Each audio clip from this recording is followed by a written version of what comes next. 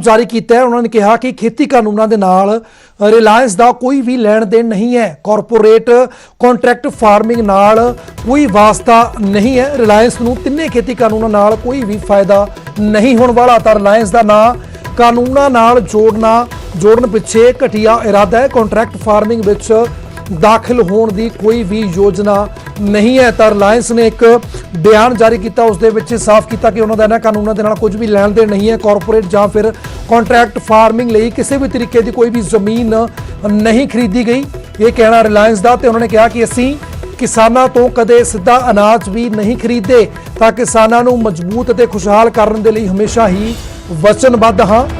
तो उन्होंने कहा कि असीं किसानों के नाल हाँ, शरारती अंसरां दे नाल बिल्कुल भी नहीं। जो भन्न तोड़ हुई है, भन्न तोड़ के खिलाफ हाई कोर्ट दे विच रिलायंस ने पटीशन दाखिल की है।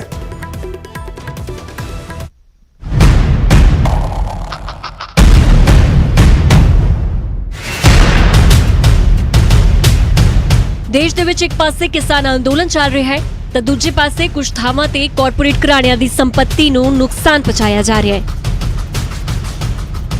देश की सब तो वड्डी company Reliance Punjab Haryana high court विच पहुंच गई है। कंपनी ने पंजाब अंदर अपने मोबाइल टावरां ते होर वपारिक अदारियां दे होए नुकसान खिलाफ अदालत दा बूहा खड़काया है।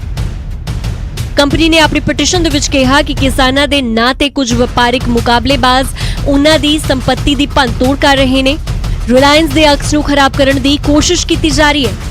अजिहे दे विच कंपनी ने अदालत के जरिए मंग की है कि उसकी संपत्ति ते मुलाजमां दी सुरक्षा यकीनी बनाई जाए। कंपनी ने किसानी मुद्दे ते भी खुल के अपने विचार प्रगट किए ने। कंपनी ने जारी बयान दे विच कहा कि कॉरपोरेट कॉन्ट्रैक्ट फार्मिंग दे नाल रिलायंस दा कोई लेना देना नहीं है। कॉरपोरेट खेती दे विच एंटर होने दी कंपनी दी कोई योजना भी नहीं है, ते ना ही कंपनी ने पहला अजिहा कुछ किया है। कॉन्ट्रैक्ट फार्मिंग दे लई कंपनी ने कोई जमीन नहीं खरीदी ते ना ही खेती वाली जमीन नूं खरीदांगे। रिलायंस किसानां तो सीधा अनाज कदी नहीं खरीददी। कंपनी ने यह भी स्पष्ट किया कि उसने कदे भी घट कीमत वाले लंबे समय वाले कॉन्ट्रैक्ट नहीं कीते। कंपनी ने यह भी कहा कि सप्लायर किसानां तो MSP ते ही खरीद करन। कंपनी ने अपने बयान दे विच यह भी दोहराया कि वह पूरी तरह देश दे किसानां दे नाल ने ते किसानां दी मजबूती अते खुशहाली दे लई वचनबद्ध ने। Bureau report news 18 Punjab. तो बीजेपी ने पंजाब सरकार नूं चेतावनी दी है कि पंजाब विच जिस तरह का माहौल बन रहा है, कॉरपोरेट सूबे तो किनारा कर जाएंगे ते यह अर्थचारे दे लई बेहद घातक साबित होवेगा। इसने अपना एक स्पष्टीकरण दिता है और उसके विच उन्होंने ये गल कही कि भी असी किसानों के नाल और जिहड़े तोड़ फोड़ करते हैं उन्हां नाल नहीं है। सवाल यह है कि विश्वसनीयता का, क्रेडिबिलिटी का, कि किन्नियां क जथेबंदियां किसान जथेबंदियां इस गल नूं मनदियां और गंभीरता नाल लैंदियां हैं। बाकी यह है कि भी तुसी गल रखो, लेकिन तोड़ फोड़ करना वो किसी हद तक किसी भी प्राइवेट प्रॉपर्टी में नुकसान पहुंचाना वो ठीक नहीं होता। पंजाब दे विच तां किसी ने नहीं जाना। और बोलो जो हालात पंजाब दे लोकां ने कीता है ना तो रिलायंस ने जाना, ना टाटा ने जाना, और सानू तो मिन्नतां करके ले जाने पैने हैं। अब दसा जिहड़े किसान बैठे ने, जथेबंदियां बैठियां ने, ये सानू देखना चाहिए। कदे उद्योग बगैर भी नहीं सरदा, किसानी बगैर भी नहीं सरदा। ये साडा अंग नूं मास दे रिश्ते होंदे ने। रिलायंस कोई बाहर से नहीं है। रिलायंस का आप इतिहास तो देखो, वो कोई ठगी पंजी नहीं है। कहाँ से चले थे, कहाँ मेहनत, कहाँ थे वो पहले, उनके फादर कहाँ थे, क्या काम करते थे। उन्होंने अपनी मेहनत करके जो आज स्ट्रक्चर खड़ा किया है तो को किसानों से किया है। मतलब जो खेती बाड़ी है, जो है कॉन्ट्रैक्ट फार्मिंग है, वो तो हमारी मर्जी है, हम जिस मर्जी को दे। ये तो बहुत लंबे समय तो एक साजिश चल रही है। ਜਿਹੜੇ ਕਾਰਪੋਰੇਟ ਹੁੰਦੇ ਨਾ ਔਰ ਸਰਕਾਰ ਹੁੰਦੀ ਹੈ, ਇਹ ਵੀ ਇੱਕ ਦੂਜੇ ਦੇ ਪੂਰਕ ਨੇ। ਜਿਹੜੇ ਕਿਸਾਨ ਆ ਔਰ ਸਰਕਾਰ ਆ, ਇਹ ਵੀ ਇੱਕ ਦੂਜੇ ਦੇ ਪੂਰਕ ਆ। ਕੋਈ ਕਿਸੇ ਦੀ ਜ਼ਮੀਨ ਤੇ ਕਬਜ਼ਾ ਕਿੱਦਾਂ ਕਰ ਸਕਦਾ? ਅੱਜ ਤੱਕ ਤਾਂ ਹੋਇਆ ਨਹੀਂ ਹੈ ਕਿ ਜ਼ਬਰਦਸਤੀ ਤਾਂ ਹੈ ਨਹੀਂ ਕਿ ਜ਼ਮੀਨ ਤੁਸੀਂ ਠੇਕੇ ਤੇ ਕੰਟਰੈਕਟ ਤੇ ਦਿਓ ਜਾਂ ਨਾ ਦਿਓ। ਪਹਿਲਾਂ ਵੀ ਚੱਲ ਰਹੀ ਹੈ ਔਰ ਬੜੇ ਬੜੇ ਲੋਕਾਂ ਨੇ ਦਿੱਤੀ ਹੋਈ ਹੈ, ਤੇ ਇਸ ਕਰਕੇ ਇਹ ਰਿਲਾਇੰਸ ਦਾ ਇਹਦੇ 'ਚ ਕੋਈ। ਤੇ ਉਧਰ ਪੰਜਾਬ ਕਾਂਗਰਸ ਵੀ ਰਿਲਾਇੰਸ ਦੇ ਬਿਆਨ ਦਾ ਸਵਾਗਤ ਕਰ ਰਹੀ ਹੈ। देखो, अगर रिलायंस का बयान है तो हम स्वागत करते हैं कि वो कह रहे हैं कि किसानों के हक में है, और किसान सड़कों पे ठुठरा रहे हैं, मर रहे हैं, दम तोड़ रहे हैं, और किसान हित में रिलायंस को सामने फिर आना चाहिए।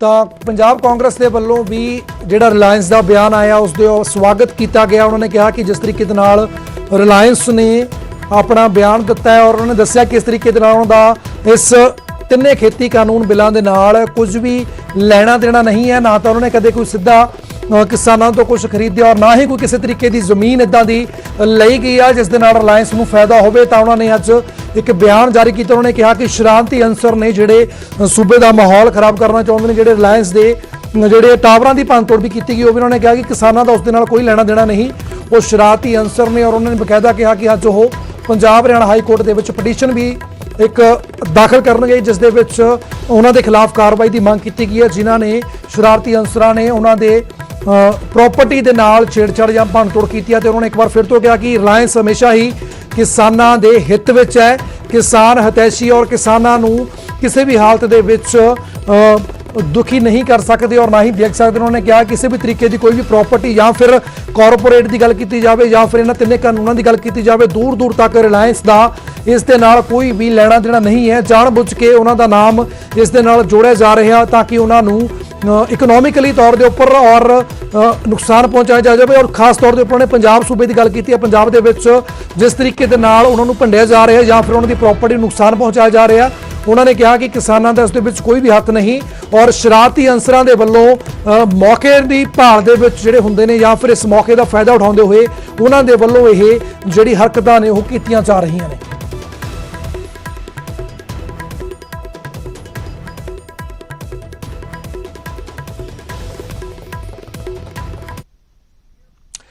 ਤਾਂ ਬੱਚੇ ਅਕਸਰ ਉਹ ਕਰ ਜਾਂਦੇ ਨੇ ਜੋ ਵੱਡੇ ਸੋਚ ਵੀ ਨਹੀਂ ਸਕਦੇ। ਉਹਨਾਂ ਦਾ ਦਿਮਾਗ, ਜਜ਼ਬਾ, ਉਹਨਾਂ ਦਾ ਹੌਸਲਾ ਪੱਥਰਾਂ ਵਾਂਗ ਮਜ਼ਬੂਤ ਅਤੇ ਪਹਾੜ ਜਿੰਨਾ ਉੱਚਾ ਹੁੰਦਾ ਹੈ। ਇਸ ਹੌਸਲੇ ਨੂੰ ਸਲਾਮ ਕਰਨ ਲਈ ਨਿਊਜ਼ 18 ਲੈ ਕੇ ਆ ਰਿਹਾ ਟੀਵੀ ਦਾ ਇੱਕ ਅਨੋਖਾ show Byju's young genius Byju's young genius ਵਿੱਚ ਤੁਸੀਂ ਦੇਸ਼ ਦੇਖੇਗਾ ਉਹਨਾਂ ਬੱਚਿਆਂ ਨੂੰ ਜਿਨ੍ਹਾਂ ਦੀ ਉਮਰ ਭਾਵੇਂ ਕੱਚੀ ਹੋਵੇ ਪਰ ਹੁਨਰ ਬੇਹੱਦ ਪੱਕਾ ਹੁੰਦਾ ਹੈ, ਜਿਨ੍ਹਾਂ ਦੀ ਉਮਰ ਭਾਵੇਂ ਘੱਟ ਹੋਵੇ ਪਰ ਕੱਦ ਬਹੁਤ ਉੱਚਾ ਹੁੰਦਾ ਹੈ। ਕਿਸੇ ਵੀ ਸ਼ਹਿਰ, ਕਸਬੇ ਜਾਂ ਮਹਾਨਗਰ ਵਿੱਚ ਰਹਿਣ ਵਾਲੇ ਬੱਚੇ ਆਪਣੇ ਦਿਮਾਗ ਤੋਂ, ਆਪਣੇ ਅੰਦਾਜ਼ ਤੋਂ ਦੁਨੀਆ ਨੂੰ ਹੈਰਾਨ ਕਰ ਦੇਣਗੇ। Genius, young genius.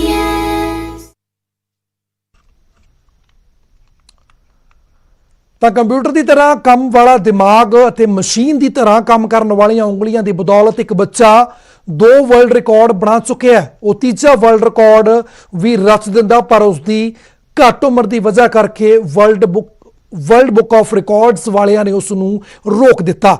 ਇਹ ਬੱਚਾ ਰੂਬਿਕਸ ਕਿਊਬ, ਕੰਪਿਊਟਰ ਕੋਡਿੰਗ, ਐਲਗੋਰਿਦਮ ਅਤੇ ਰੋਬੋਟਿਕਸ ਦੇ ਨਾਲ ਯਜੁਰਵੇਦ ਦੇ ਮੰਤਰਾਂ ਦਾ ਵੀ ਉਚਾਰਨ ਅਦਭੁਤ ਢੰਗ ਦੇ ਨਾਲ ਕਰਦਾ ਹੈ। ਹੈਦਰਾਬਾਦ ਦਾ ਇਹ ਹੋਣਹਾਰ ਸਿਰਫ 9 ਸਾਲ ਦਾ ਹੈ ਅਤੇ ਉਸ ਦਾ ਨਾਮ ਹੈ ਸ਼ੰਕਰ।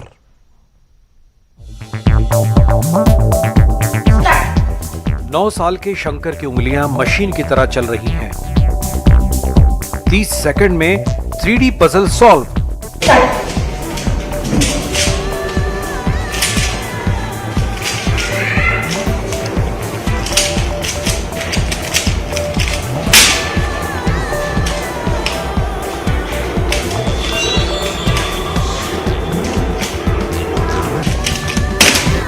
रैम्बो की तरह उल्टा लटक कर वो रूबिक क्यूब को जिस रफ्तार से सॉल्व करता है उसे देखकर वर्ल्ड बुक ऑफ रिकॉर्ड्स और इंटरनेशनल बुक ऑफ रिकॉर्ड्स की टीमें दंग रह गईं। I just watched YouTube and I learned. This Pyramid's world record is 0.91 seconds.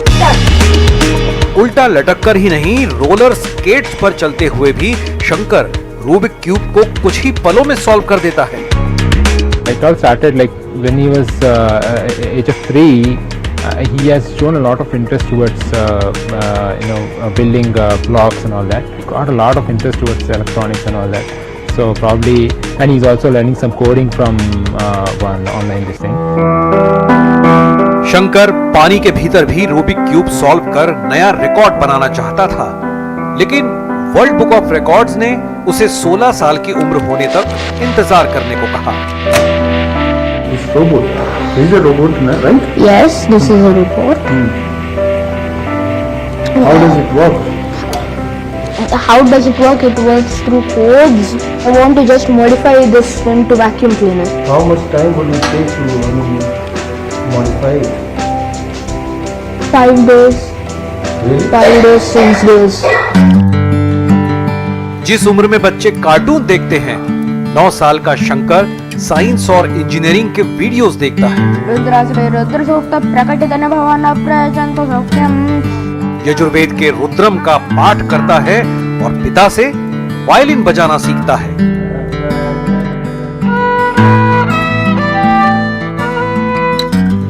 Shankar का ख्वाब है आईआईटी में दाखिला ले और एप्लीकेशन डेवलपर बने।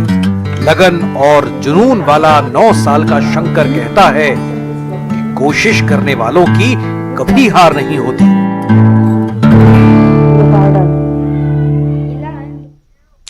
ਤਾਂ ਇਹ ਬੱਚੇ ਵਾਕਈ ਕਮਾਲ ਦੇ ਨੇ। ਅਜਿਹੇ ਪਤਾ ਨਹੀਂ ਕਿੰਨੇ ਹੋਰ ਜੀਨੀਅਸ ਬੱਚੇ ਸਾਡੇ ਨੇੜੇ ਤੇੜੇ ਮੌਜੂਦ ਨੇ।